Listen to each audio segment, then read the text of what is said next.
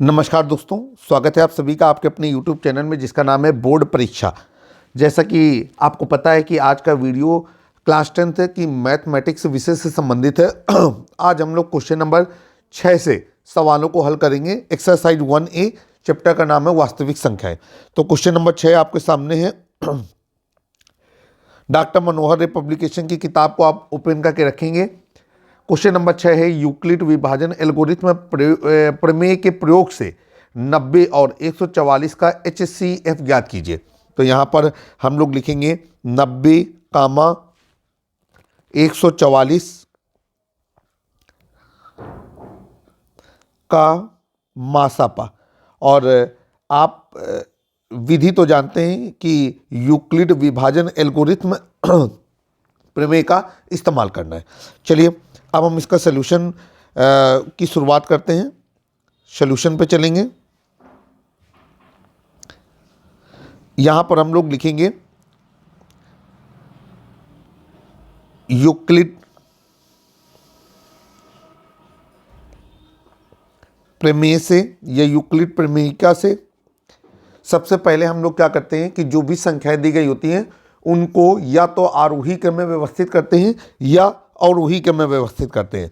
तो हमने यहाँ पर बताया कि 144 ये बड़ा है 90 से। अब स्टेप 1 लेंगे।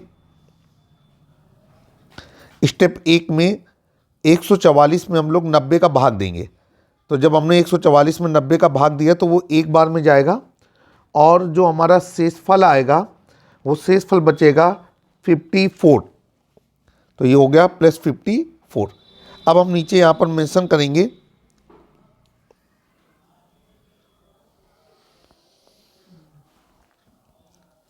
शेषफल बराबर 54 डज नॉट इक्वल टू 0। अब जब तक शेषफल 0 नहीं प्राप्त हो जाता यूक्लिड विभाजन प्रमेयिका ये समाप्त नहीं होती है। तो चलेंगे हम लोग आगे, इसको हल करते हैं। अब हम लोग क्या करेंगे कि कौन सी संख्या लेंगे? 90। स्टेप 2 आपके सामने आ गया।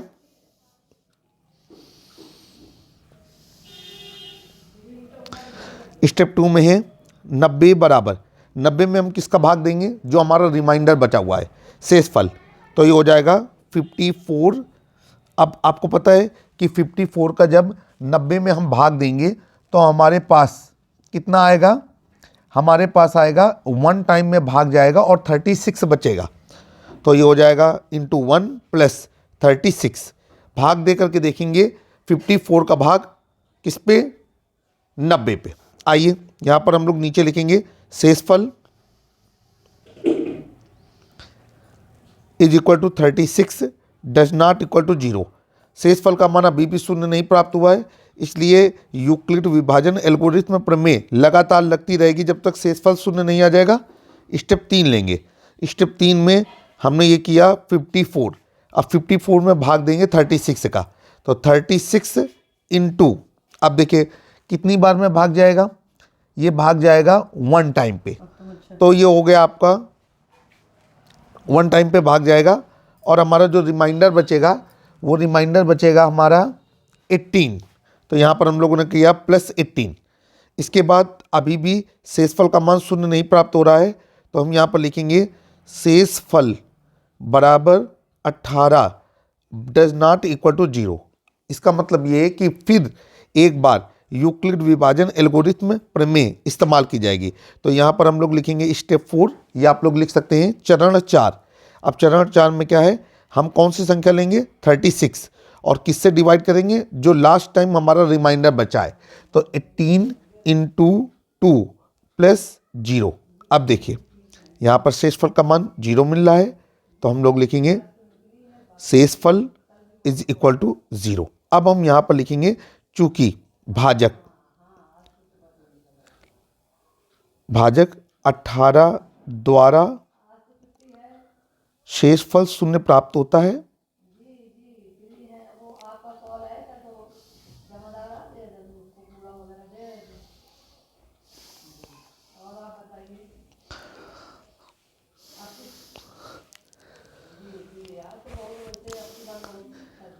इसलिए संख्या, और कौन सी दो संख्याएं दी गई थी, 90 और 144, 90 व 144 का मासापा बराबर 18। ठीक है, अब इसके बाद हम लोग आगे चलेंगे क्वेश्चन नंबर 7 की ओर।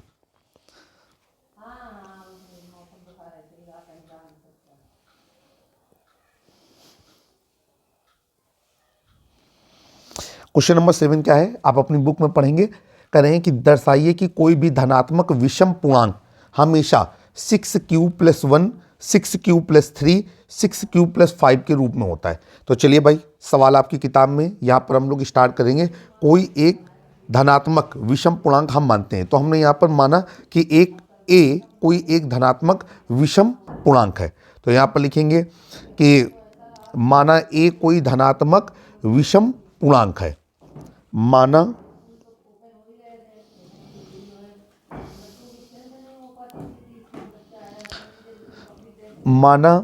ए एक धनात्मक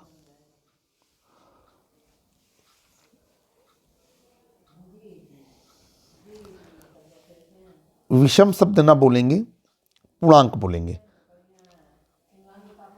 माना ए एक धनात्मक पूर्णांक है। अब देखिए, यहां पर विषम पूर्णांक अगर मान लेंगे तो हम प्रूव नहीं कर पाएंगे, क्योंकि एक बार ए का मान वैल्यू रखने पे सम प्राप्त होगा, एक बार वैल्यू का मान विषम प्राप्त होगा। उसी के बीच पे हम ये कंक्लूजन निकालेंगे कि ये जो विषम पूर्णांक है धनात्मक, वो 6q+1, 6q+3 और 6q+5 के रूप में होगा। चलिए आगे चलते हैं। यहाँ पर 7वें सवाल के अकॉर्डिंग हमको मानना पड़ेगा कि तथा b बराबर 6। अब यूक्लिड विभाजन एल्गोरिथ्म प्रमेय से क्या हो जाएगा, इसलिए यूक्लिड विभाजन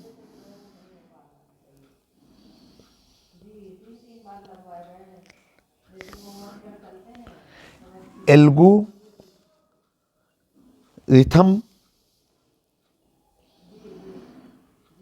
प्रमेय से, और ये क्या होगा, ये हो जाएगा कि a बराबर 6q प्लस r, जहां जो r है वो किसके बराबर रहेगा, वो हमारा 0 से बड़ा रहेगा या 0 के बराबर रहेगा, और वो 6 से छोटा रहेगा। ये हम सवाल की कंडीशन के अकॉर्डिंग तय करते हैं, क्योंकि सवाल में कहा गया है कि 6q+1 के रूप में होना चाहिए। तो जो r है वो 0 के बराबर होगा या 0 से बड़ा होगा और 6 से छोटा रहेगा। ठीक है, और जो q है वो हमेशा 0 से बड़ा या 0 के बराबर होगा। अब हम लोग सवालों को हल करेंगे। अब जो कंडीशन है उस कंडीशन के अकॉर्डिंग r का मान कितना कितना होगा, r का मान होगा 0, 1, 2, 3, 4, 5, क्योंकि r6 जो है वो r से बड़ा है। तो इसलिए r बराबर 0 रखने पर,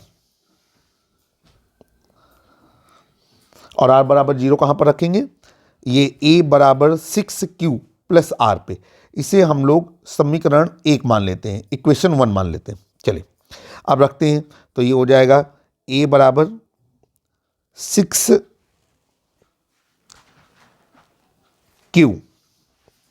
प्लस 0, तो ये हो जाएगा a बराबर 6q। यहाँ पर लिखेंगे यह 2 से पूर्णतया विभाज्य है।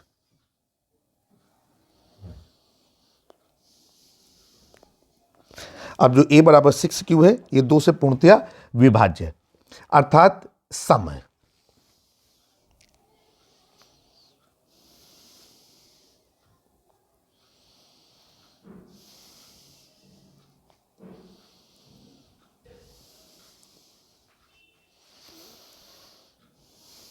चले, अब हम लोग क्या करेंगे, लिखेंगे समीकरण 1 में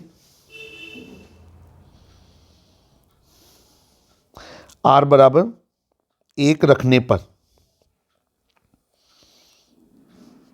ये हो जाएगा a बराबर 6q + 1। अब आप देख रहे हैं कि ये 2 से पूर्णतया विभाज्य नहीं हो पाएगा, अर्थात ये क्या है, ये विषम रूप में है। ये लिखेंगे यह 2 से विभाज्य नहीं है, पूर्णतया विभाज्य होना चाहिए, विभाज्य तो हर चीज हो जाती है क्योंकि वो दशमलव के रूप में मिल जाती है। यह 2 से विभाज्य नहीं है, अतः यह विषम रूप में है।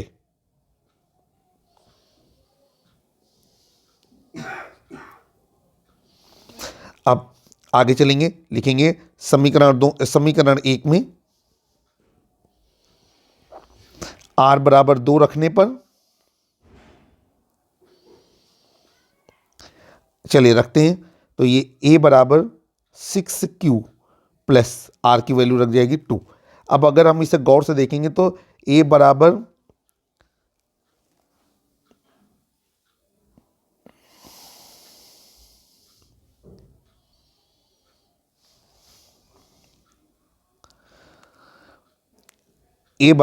हम इससे 2 कॉमन ले लेंगे तो ये हो जाएगा 3q + 1। लिखेंगे यह 2 से पूर्णतया विभाज्य है,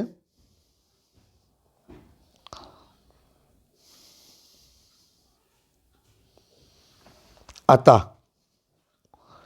यह समरूप में है।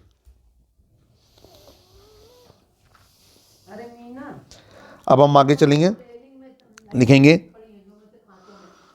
समीकरण 1 में r बराबर 3 रखने पर ये हो गया a बराबर 6q + 3।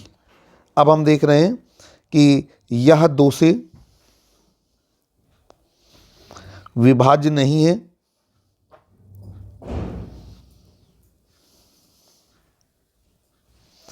अतः यह विषम रूप में है।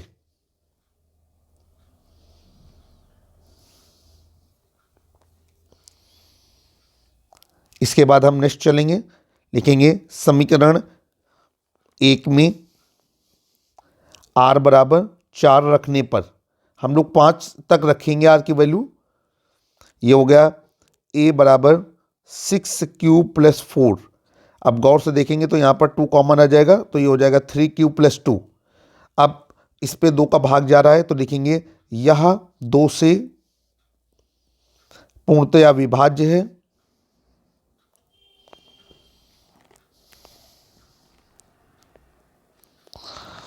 अतः यह समरूप में है।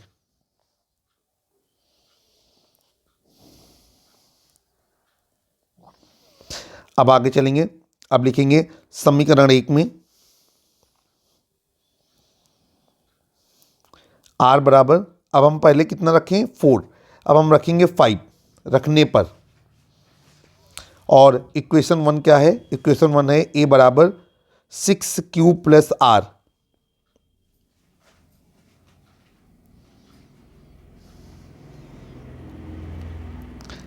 6q + r, r की वैल्यू रख देंगे 5।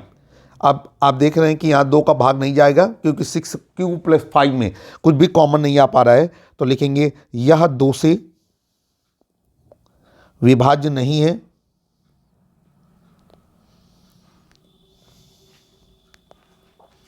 अतः यह विषम रूप में है।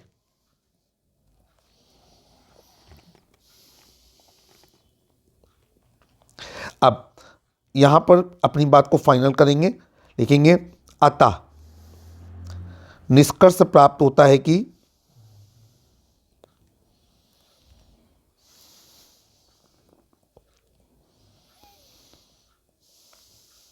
क्या निष्कर्ष प्राप्त होता है कि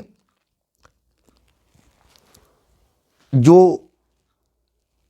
कोई धनात्मक विषम पूर्णांक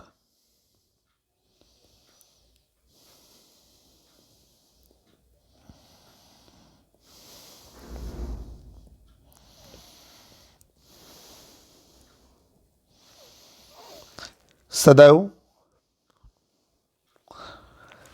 6q+1 कामा 6q+3 कामा 6q+5 के रूप में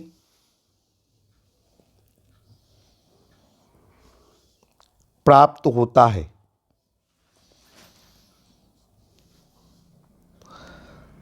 और यहीं से एक और सवाल का हम स्पष्टीकरण कर सकते हैं, और वो स्पष्टीकरण ये है कि कोई धनात्मक समपूर्णांक हमेशा किस रूप में प्राप्त होगा? 6q, 6q+2, 6q+5 के रूप में प्राप्त होता है। उम्मीद है कि आपको जो सवाल समझाया गया है वो बेहतर तरीके से समझ में आया होगा। यहाँ पर आप ध्यान रखिएगा, जो q का मान है वो 0 के बराबर या 0 से बड़ा रहेगा, और जो r का मान है वो जो b का मान होता है उससे वो कम रहता है, 0 के बराबर और उससे बड़ा होता है। ठीक है, इसीलिए वहीं से ये तय किया जाता है कि r का मान कहाँ तक रखेंगे। चलिए क्वेश्चन नंबर 8 आपके सामने स्क्रीन पर है।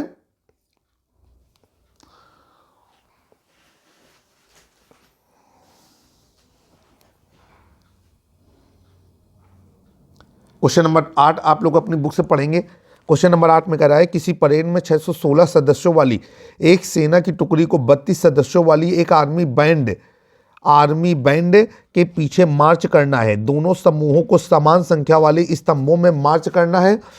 आपसे कह रहा है उन स्तंभों की अधिकतम संख्या क्या है जिसमें वो दोनों मार्च कर सकें। तो चलिए भाई सवाल को हल करते हैं। सबसे पहले तो आप ये जानेंगे कि कुल कितने सदस्य हैं आर्मी बैंड में। तो जैसा कि आपने सवाल में पढ़ा है कि पहली टुकड़ी में जवानों की संख्या कितनी है? 616। तो यहां पर नोट करेंगे,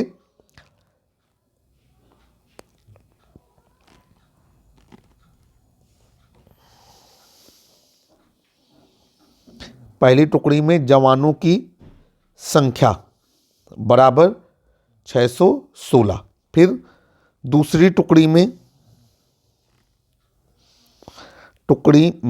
जवानों की संख्या, ये देखिए लाइनें बता रही हैं कि जो चीज़ ऊपर लिखी है वही चीज़ नीचे लिखी हुई है। तो ये हो गया हमारी 32। अब देखिए क्या है, हमको आर्मी के टुकड़ों को दो समूह हैं और समूहों के स्तंभों की संख्या समान दी गई है। तो यहाँ पर हम वो बात यहाँ पर मेंशन करेंगे कि चूंकि आर्मी की टुकड़ियों के 2 समूह हैं,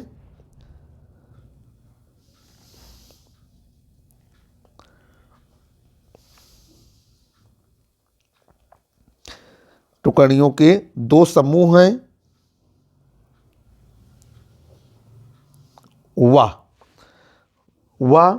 समूह में स्तंभों की संख्या समान दी गई है।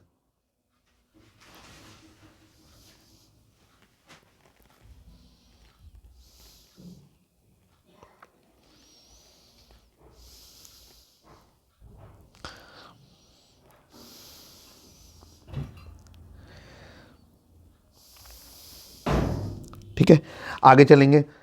स्तंभों की अधिकतम संख्या ज्ञात करने के लिए हमें क्या करना होगा? इन दोनों जो टुकड़ियां हैं उनमें जो जवानों की संख्या है उनका हमको क्या निकालना होगा? मासापा निकालना होगा। तो यहां पर लिखेंगे कि स्तंभों की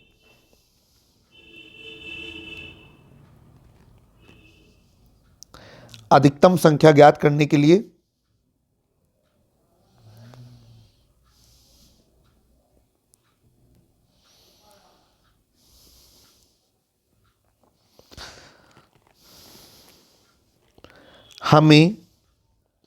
हमें जवानों की संख्या का मासापा निकालना होगा। जवानों की संख्या का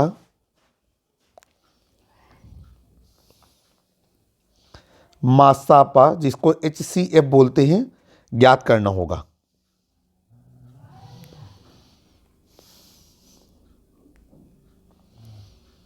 ठीक है, आइए आगे चलते हैं।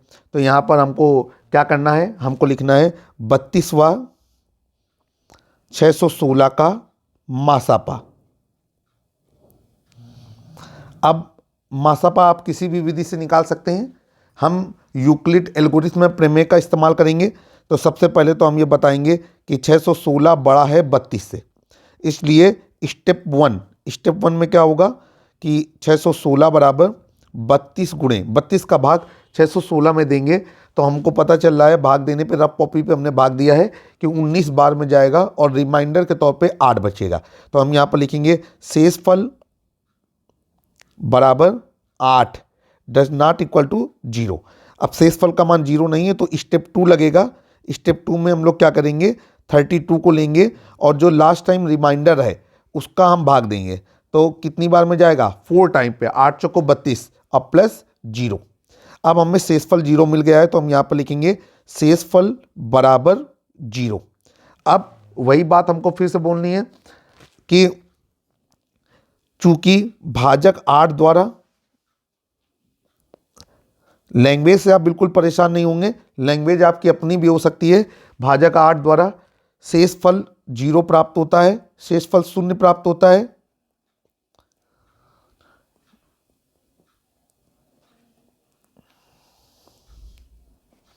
इसलिए 32वां 616 का मासापा, और ये कितना हो जाएगा, ये हो जाएगा हमारा 8।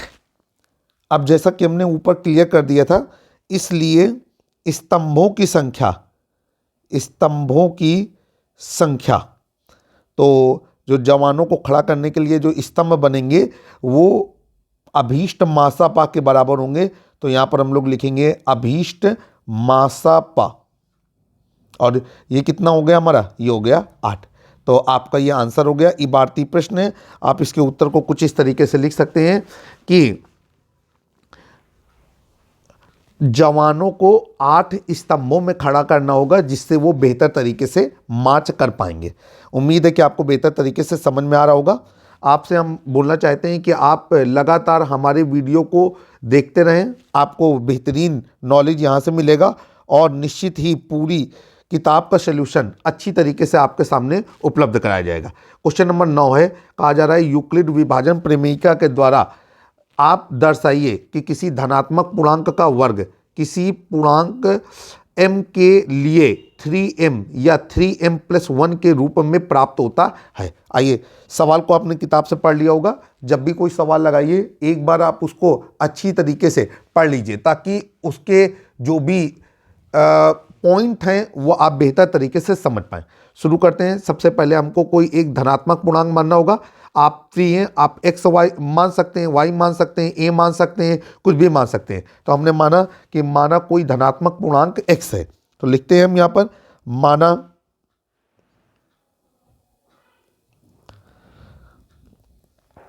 कोई धनात्मक पूर्णांक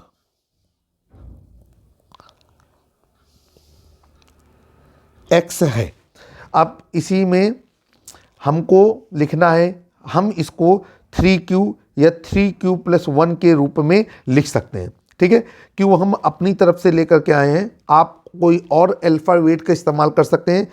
हमको इसे 3m प्लस या इसके वर्ग को 3m या 3m + 1 के रूप में सिद्ध करना है। तो लिखेंगे जिसे हम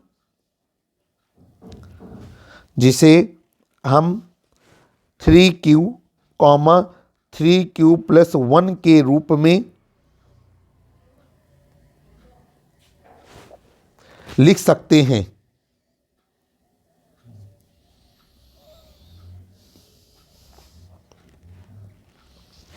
अब हम आगे चलेंगे कि यहां पर लिखेंगे कि चूंकि x बराबर 3q, अब हमको दिखाना है कि इसका जो वर्ग होगा वो 3m या 3m + 1 के रूप में प्राप्त होगा किसी पूर्णांक m के लिए। तो लिखेंगे कि स्क्वायरिंग बोथ साइड, दोनों पक्षों का वर्ग करने पर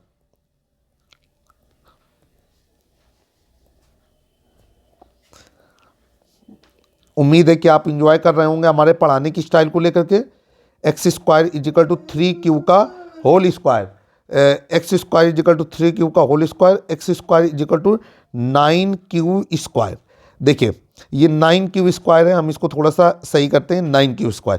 अब x² हमने इस पे 3 कॉमन ले लिया और ये बचा 3q², और हमको सवाल में दिया गया है कि पूर्णांक m के लिए इसे करना है। तो हमने यहाँ पर मान लिया कि माना माना m बराबर 3q², तो ये हो गया x² is equal to 3m। तो आपने देखा कि किस तरीके से धनात्मक संख्या का वर्ग 3m के रूप में हमें प्राप्त हुआ। ठीक है, अब हम लोग चाहें तो हम इसे इक्वेशन नंबर 1 कर सकते हैं। इसके बाद हम फिर से लेंगे एक बार कि x बराबर, अब देखिए ऊपर हमने क्या माना है, ऊपर हमने माना है कि 3q+1 के रूप में इसे लिख सकते हैं।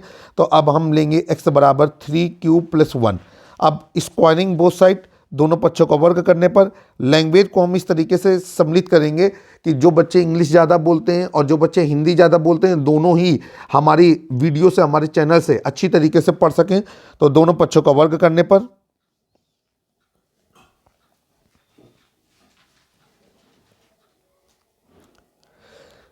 वर्ग करते हैं तो ये हो जाएगा x² is equal to 3q+1 का होल स्क्वायर। फार्मूला लगा देंगे यहाँ पर a+b का होल स्क्वायर, और ये आप सभी लोग जानते हैं कि ये होता है a² + b² + 2ab।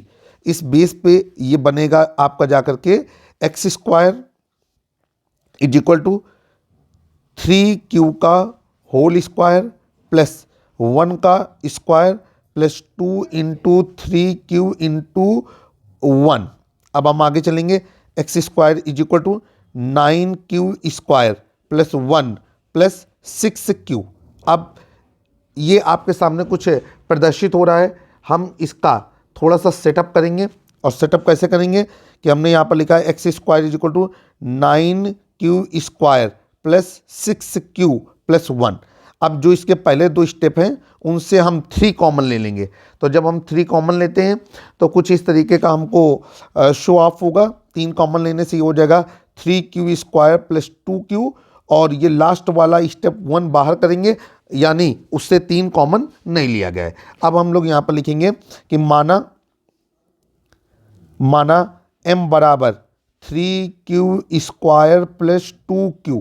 अब जब हम इसे यहाँ पर पुटअप करेंगे तो ये हो जाएगा x² is equal to 3m + 1, और ये इक्वेशन नंबर क्या कहलाएगा 2। उम्मीद है कि आपको बेहतर तरीके से समझ में आ रहा है। यदि कोई डाउट है तो आप कमेंट बॉक्स में हमें कमेंट करें, हम उस डाउट को क्लियर करने के लिए अलग से वीडियो बनाने की कोशिश करेंगे। अब हम यहाँ पर लिखेंगे कि अतः स्पष्ट है, अतः समीकरण 1 व 2 से स्पष्ट है, समीकरण 1 व 2 से स्पष्ट है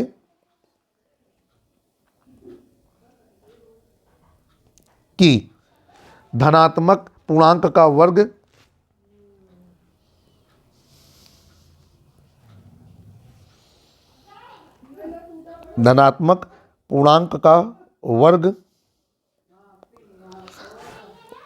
किसी पूर्णांक m के लिए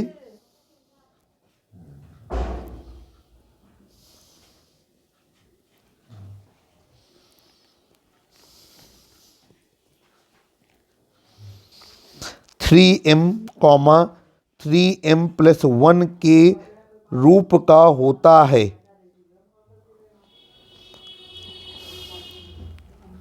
ध्यान रखिएगा, अगर यहाँ पर पूर्णांक m की जगह a होता तो हम इसी को बोलते हैं कि 3a, 3a+1 के रूप का होता है। उम्मीद है कि आपको हमारा एक्सप्लेनेशन बेहतर तरीके से समझ में आया होगा। आप बोर्ड एग्जामिनेशन दे रहे हैं, बहुत अच्छे से आप करने की कोशिश करेंगे ताकि ज़्यादा से ज़्यादा नंबरों को आप कलेक्ट कर सकें। क्वेश्चन नंबर 10 आपके सामने स्क्रीन पर आने वाला है। क्वेश्चन नंबर 10 कहा जा रहा है कि यूक्लिड विभाजन एल्गोरिथ्म प्रमेयिका का प्रयोग करके आप दर्शाइए कि, क्या दर्शाना है हमें दर्शाना है कि धनात्मक पूर्णांक का घन 9m, 9m+1 या 9m+8 के रूप में होता है। किस पूर्णांक के लिए? कोई पूर्णांक बाहर से हम लेकर के आ रहे हैं m। आइए क्वेश्चन नंबर 10 आपके साथ सॉल्व करने की कोशिश करते हैं। ये इस वीडियो का लास्ट क्वेश्चन है। ये बड़ी एक्सरसाइज है। बड़ी एक्सरसाइज को हम 2 या 3 पार्ट में आपके सामने पेश करेंगे। अगर आपको एक्सरसाइज 1 का पहला पार्ट देखना है और तीसरा पार्ट देखना है तो उसके लिंक डिस्क्रिप्शन में दिए गए हैं, आप वहां से पहला और तीसरा पार्ट देख सकते हैं। हमारे व्हाट्सएप ग्रुप, टेलीग्राम ग्रुप के लिंक भी आपको डिस्क्रिप्शन पे दिए जाएंगे, वहां से आप हमारे साथ डायरेक्ट जुड़ सकते हैं और हमारे चैनल पर जो नए अपडेट आ रहे हैं उनसे भी आप वाकिफ हो सकते हैं। चलिए सबसे पहले शुरू करते हैं कि माना x एक धनात्मक पूर्णांक है। माना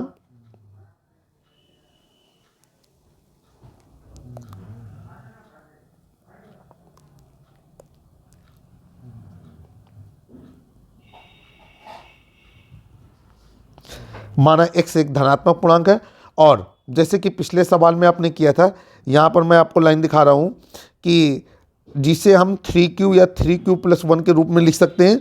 तो आप चाहें तो उसे यहाँ पर मेंशन करने के लिए आप लिख सकते हैं जिसे हम 3q, 3q + 1, 3q + 2 के रूप में लिख सकते हैं। ये आप सब देख रहे हैं कि आप क्रमागत है, तो लिखेंगे हम जिसे हम, या हम अगर इतनी लंबी लैंग्वेज नहीं लिखना चाहते तो हम शॉर्टकट में भी अपनी बात को दर्शा सकते हैं। वो क्या है? अतः सवाल के अकॉर्डिंग हम तय करेंगे। सवाल के अकॉर्डिंग घन करना है, यहाँ पर 9 दिया गया है, तो उसका अगर घनमूल करके देखेंगे तो 3 निकलेगा। तो उसी के बेस पर हमको x के मानों का चयन भी करना है, जहाँ x बराबर क्या है हमारा 3q, 3q + 1, 3q + 2। या फिर हम लिख सकते थे जैसे आपको बताया कि जिसे हम 3q, 3q + 1, 3q + 2 के रूप में प्रदर्शित कर सकते हैं। चलिए भाई आगे चलते हैं। अब यहाँ पर लिखेंगे कि x बराबर 3q। अब देखिए कहा जा रहा है कि किसी धनात्मक पूर्णांक का घन, तो हमको यहाँ पर दोनों पक्षों का घन करना होगा। तो लिखेंगे दोनों पक्षों का घन करने पर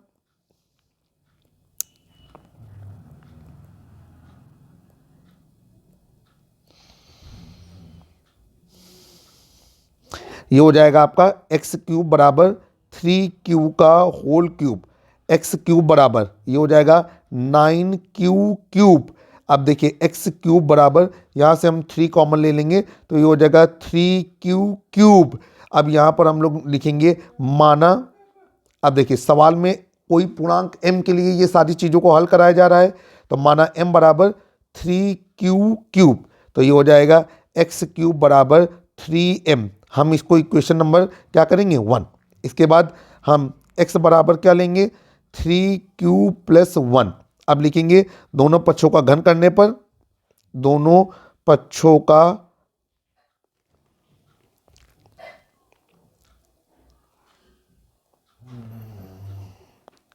घन करेंगे तो ये हो जाएगा x³ = 3q + 1 का होल क्यूब। यहाँ पर एक फार्मूला अप्लाई हो रहा है, फार्मूला अप्लाई करेंगे a + b का होल क्यूब बराबर a³ + b³ + 3ab ब्रैकेट में a + b। अब इसको हम यहाँ पर एक्सप्लेन करेंगे तो ये हो जाएगा 3q का होल क्यूब + 1 का क्यूब + 3q × 1 ब्रैकेट में 3q + 1। अब ये हो जाएगा x³ बराबर 9q³ + 1 + 3 × 9, 9q² + 3q। अब हम इसका सेटअप करेंगे तो ये हो जाएगा x³ = 9q³, 9 है भाई 9 पढ़िएगा, + 9q² + 3q + 1। अब जो इसके शुरू के 3 स्टेप हैं उनसे हम कॉमन लेंगे 3, तो ये हो जाएगा 3 कॉमन लेने के बाद ये हो जाएगा 3q³ + 3q² + q, और ये 1 को बाहर कर देंगे, अर्थात ये 3 1 से कॉमन नहीं लिया जा रहा है।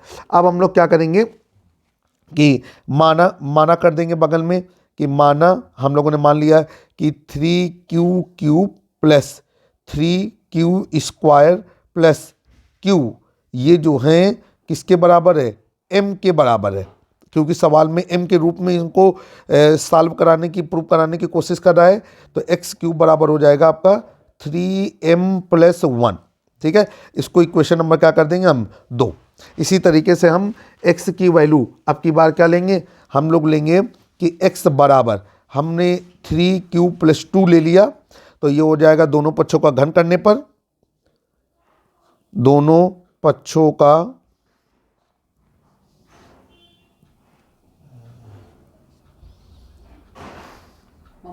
जब हम दोनों पक्षों का घन करते हैं तो ये हो जाएगा x³ बराबर 3q + 2 का होल, x³ बराबर 3q + 2 का होल क्यूब।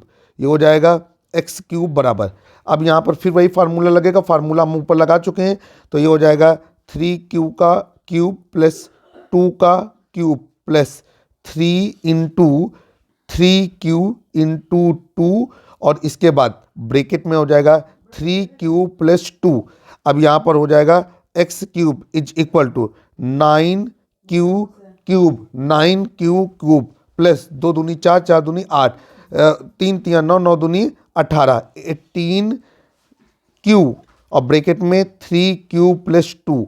इसके बाद हम आगे चलेंगे, x³ = 9³ प्लस 8 प्लस ये 18³ का अंदर गुणा करेंगे तो 18 का 18, 18 दूनी 36, 18 × 54, 54³ प्लस 36³। अब क्यूब के टर्म्स एक साथ लिख लेंगे तो x³ = 9³ प्लस 54³ प्लस 36³ प्लस 8। अब हम आगे चलेंगे, x³ पहले 3 स्टेप से हम 9 को कॉमन ले लेंगे। तो जब हम 9 को कॉमन लेंगे तो हमारा क्या आएगा, हमारा आएगा, देखिए एक चीज़ की गड़बड़ी हो रही है, उसको थोड़ा सा सुधारने की कोशिश करेंगे। जब हम 3³ का क्यूब करेंगे तो ये हमारा 9³ नहीं आएगा। जब हम 3³ का क्यूब करेंगे तो 3 × 3 × 3, 3 × 9, 9 × 27। तो इसको हम लोग सही करेंगे, इसको हम सही करेंगे, इसको हम सही करेंगे और हम इसको सही करेंगे। और एक बार हम फिर आपका यहाँ पर माइंड मेकअप कराते हैं। 3 × 9, 9 × 27, तो ये हो जाएगा 27। इधर भी हो जाएगा 27, इधर भी हो जाएगा 27। अब हम लोग यहाँ से क्या कॉमन लेंगे, यहाँ से हम कॉमन ले लेंगे 9।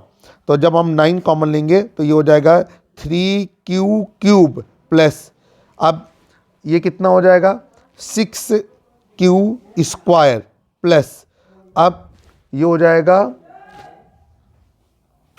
4³ प्लस 8। अब यहाँ पर लिखेंगे माना 3³ प्लस 6³ प्लस 4³ = m, क्योंकि सवाल m के लिए प्रूव कराया जा रहा है। अब जब हम m का मान यहाँ पर रखेंगे तो ये हो जाएगा 9m + 8, इक्वेशन नंबर 3। अब हम यहाँ पर लिखेंगे अतः, अब हम अपनी बात को रखते हैं, अतः समीकरण 1, 2, 3 से स्पष्ट है कि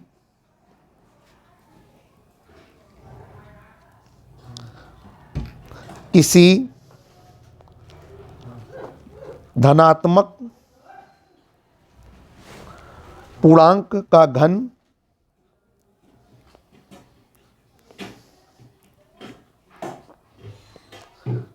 किसी पूर्णांक m के लिए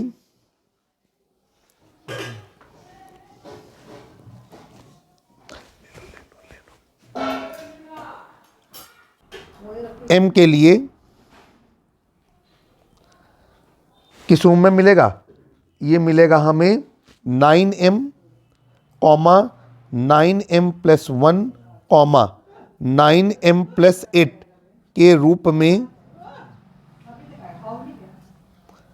प्राप्त होता है। आशा है कि आपको जो हमारा एक्सप्लेनेशन है वो बेहतर तरीके से समझ में आया होगा। तो इस दूसरे वीडियो में क्वेश्चन नंबर 1 से लेकर के क्वेश्चन नंबर 10 तक, क्वेश्चन नंबर 6 से लेकर के क्वेश्चन नंबर 10 तक का सलूशन हमने अवेलेबल कराया है। जल्द ही एक नया वीडियो आएगा जिसमें आप क्वेश्चन नंबर 11 से लेकर के और क्वेश्चन नंबर 15 तक के सलूशन प्राप्त कर सकेंगे। इस एक्सरसाइज पे टोटल 15 सवाल हैं, तो ये एक्सरसाइज 3 वीडियो में हमारे द्वारा कंप्लीट कर दी जाएगी। जल्द ही एक नए वीडियो में फिर से हमारी आपकी मुलाकात होगी। तब तक के लिए जय हिंद, जय भारत, वंदे मातरम। आप देख रहे हैं अपना यूट्यूब चैनल जिसका नाम है बोर्ड परीक्षा। अगर आपको चैनल पसंद आया है अपने दोस्तों के साथ साझा करें, लाइक करें, सब्सक्राइब करें, शेयर करें। जल्द ही फिर मुलाकात होगी।